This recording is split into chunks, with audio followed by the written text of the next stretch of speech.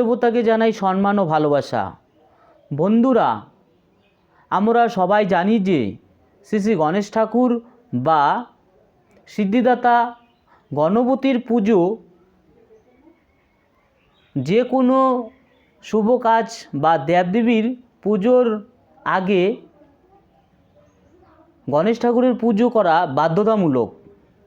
তিনি বাধা দূরকারী ও সাফল্য দানকারী, তাই তো তিনি সিদ্ধিদাতা।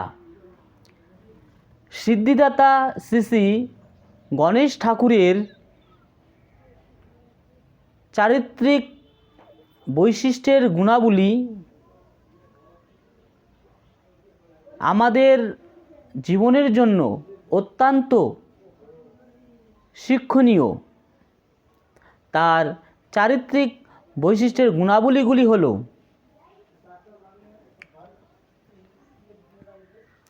বুদ্ধিমত্তা ও প্রজ্ঞা, ধৈর্য ও শ্রবণ শক্তি, একাগ্রতা ও দূরদৃষ্টি, সংযম ও হজম করার ক্ষমতা, নম্রতা ও একাগ্রতা।